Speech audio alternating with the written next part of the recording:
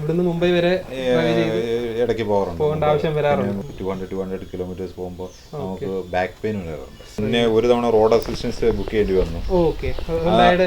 അതെ അത് നല്ലൊരു എക്സ്പീരിയൻസ് ആയിരുന്നു. കാരണം ഞാൻ ഒരു തവണ മൈലേജ് ഒരു ഏകദേശം 26,000 കിലോമീറ്റർ ആയി. ഹലോ ഫ്രണ്ട്സ്, വാക്ക് വിത്ത് നെഫിൻ്റെ ഏറ്റവും പുതിയ എപ്പിസോഡിലേക്ക് സ്വാഗതം. നമ്മൾ ഇന്ന് കൊണ്ടുവന്നിരിക്കുന്ന വാഹനം ഹൈയുണ്ടയുടെ വെന്യൂ എന്ന് പറയുന്ന മോഡലാണ്. അതും ഏറ്റവും കൂടുതൽ ആവശ്യക്കാരുള്ള വാഹനങ്ങളിലൊന്നാണ് നമ്മുടെ ഹ്യുണ്ടായുടെ വെന്യൂ എന്ന് പറയുന്നത്. നമ്മുടെ ഹ്യുണ്ടായി വെന്യൂ നമ്മുടെ ഇന്ത്യൻ മാർക്കറ്റിൽ ലോഞ്ച് ചെയ്തിട്ട് ഏകദേശം 3-4 വർഷത്തോളം ആയിട്ടുണ്ട്. അപ്പം അത്രയും കാലം കൊണ്ട് വളരെ ഏറെ ജനപ്രീതി നേടിയെടുത്തിരിക്കുന്ന ഒരു മോഡലാണ് നമ്മുടെ വെന്യൂ എന്ന് പറയുന്നത്. നമ്മുടെ ക്രെറ്റ പുതിയ ഫേസ് ലിഫ്റ്റ് കൊണ്ടുവന്ന സമയത്ത് അതിൻ്റെ ഏകദേശം സാമ്യമൊക്കെയുള്ള ഒരു മോഡലായിട്ടാണ് വെന്യൂവിനെ ഹ്യുണ്ടായി അവതരിപ്പിച്ചത്. അപ്പം ഈ ഒരു വാഹനം ഏകദേശം 2-3 വർഷത്തോളമായിട്ട് ഉപയോഗിക്കുന്ന ആളോട് ചോദിച്ച് നമുക്ക് ഈ വാഹനത്തിൻ്റെ എക്സ്പീരിയൻസ് നമുക്ക് മനസ്സിലാക്കാം. നമ്മുടെ പ്രിൻസേട്ടൻ്റെയാണ് നമ്മുടെ വെന്യൂ. അപ്പം അദ്ദേഹത്തോട് ചോദിച്ച് നമുക്ക് ഈ വാഹനങ്ങളുടെ എല്ലാം മനസ്സിലാക്കാം. ഹായ് ബ്രോ, എന്ത് ചെയ്യുന്നു ചേട്ടൻ? ഇപ്പോൾ ഞാൻ ബിസിനസ് ആണ് ചെയ്യുന്നത്. ഓക്കെ. അപ്പോൾ ഞാനിപ്പോൾ 2 വർഷമായി നമ്മൾ വണ്ടി എടുത്തിട്ട് ഇപ്പോൾ 2 വർഷമായി. ഓക്കെ. എന്ത് ബിസിനസ്സാണ്? ഞാനൊരു മാൻപവർ കൺസൾട്ടൻസി ബിസിനസ്സാണ് ചെയ്യുന്നത്. Okay okay okay.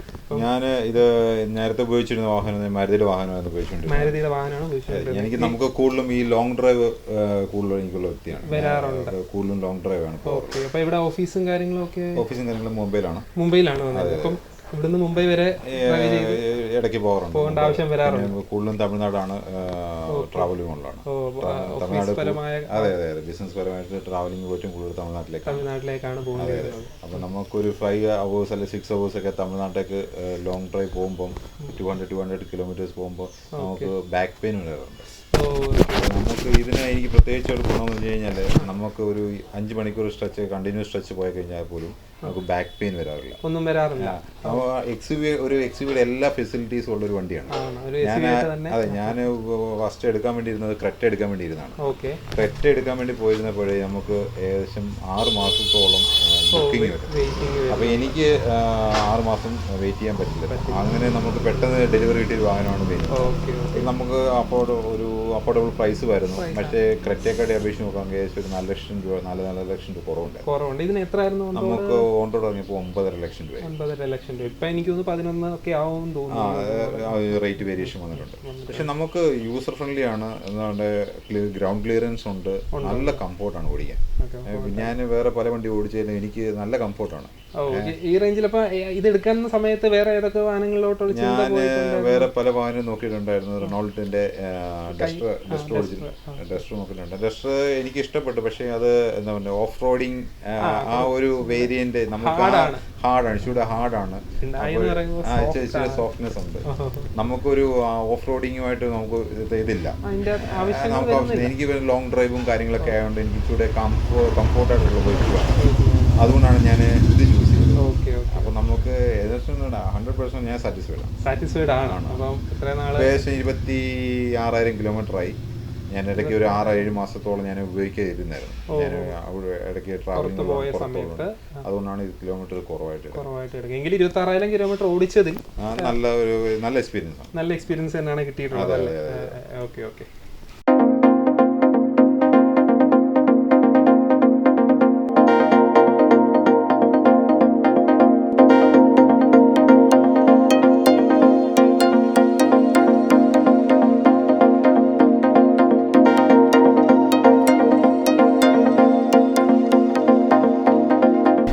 അപ്പോൾ 26,000 കിലോമീറ്റർ ഓടിച്ചപ്പോൾ സർവീസും കാര്യങ്ങളൊക്കെ എത്ര പ്രാവശ്യം ഇപ്പോൾ സർവീസ് ചെയ്തിട്ടുണ്ട്? ഞാനിപ്പോൾ 2 തവണ സർവീസ് കഴിഞ്ഞു. പിന്നെ ഒരു തവണ റോഡ് അസിസ്റ്റൻസ് ബുക്ക് ചെയ്യേണ്ടി വന്നു. അതെ അത് നല്ലൊരു എക്സ്പീരിയൻസ് ആയിരുന്നു. കാരണം ഞാൻ ഒരു തവണ ഒരു ഹോസ്പിറ്റലിൽ പോയപ്പോഴേ ഞാനവിടെ സ്റ്റേ ആയിരുന്നു. അതായത് എനിക്ക് അവിടെ ഒരു 5-6 മണിക്കൂർ സ്പെൻഡ് ചെയ്യണം വന്നു.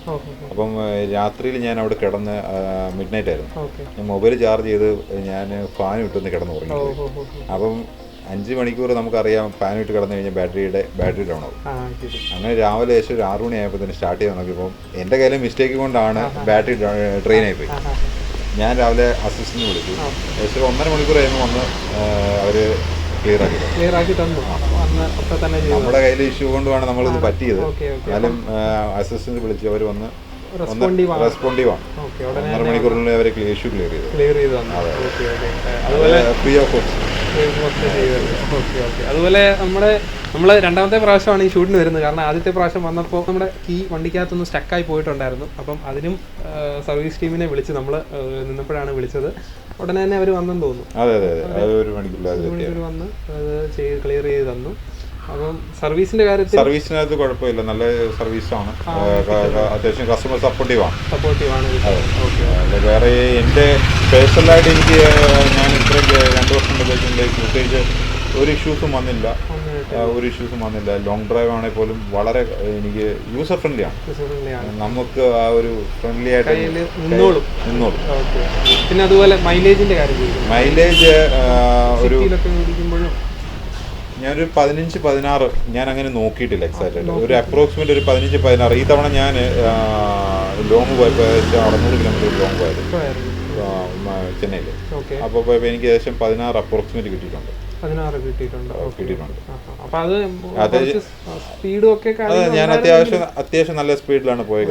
ഒരു 100+ നമ്മുടെ NH എല്ലാം കവർ ചെയ്തേക്കുന്നത്. അപ്പം അത് ഒരു എക്കണോമി ലെവലിൽ പോയാൽ അപ്പോൾ ഒരു 17-18 കിട്ടാൻ സാധ്യത ഉണ്ടായിരിക്കും. അപ്പോൾ അത്ര എനിക്ക് പറയാൻ പറ്റില്ല. കാരണം കഴിഞ്ഞാൽ ഇപ്പോഴത്തെ ട്രാഫിക് കണ്ടീഷനിൽ ഒരു 16 റേഞ്ച് അത്ര കിട്ടും. കുഴപ്പമില്ലാത്ത മൈലേജ്. ഇപ്പോഴത്തെ നമുക്ക് ഈ ഒരു XUV ടൈപ്പുള്ള വാഹനത്തിന് നമുക്കൊരു 16 പ്രതീക്ഷിക്കാവും. അതെ, അതിൽ കൂടുതൽ നമ്മൾ എക്സ്പെക്ട് ചെയ്യാൻ പാടില്ല.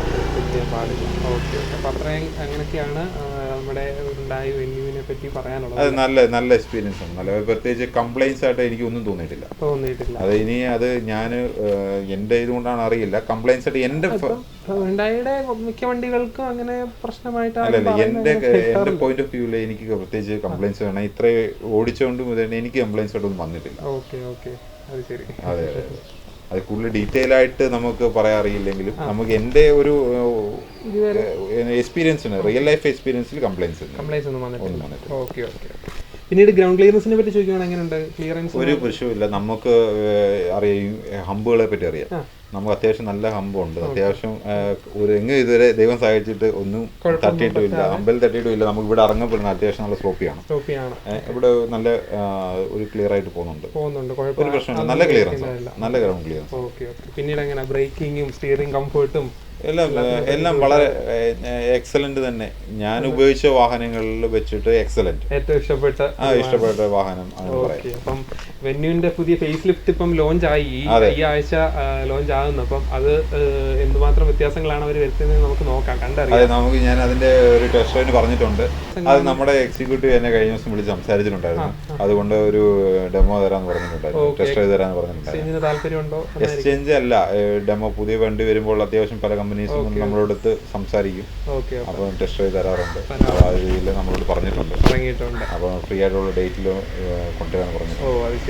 അപ്പം അത് നോക്കിയിട്ട് ഫോട്ടോസൊക്കെ നമ്മൾ നെറ്റിൽ കണ്ടപ്പോൾ നല്ല വളരെ അട്രാക്റ്റീവ് ആയിട്ടുള്ള. അതെ, ഇവിടെയൊക്കെ വരുന്നത് ആയിട്ടില്ല. അപ്പം അത് വന്നു കഴിയുമ്പോൾ തന്നെ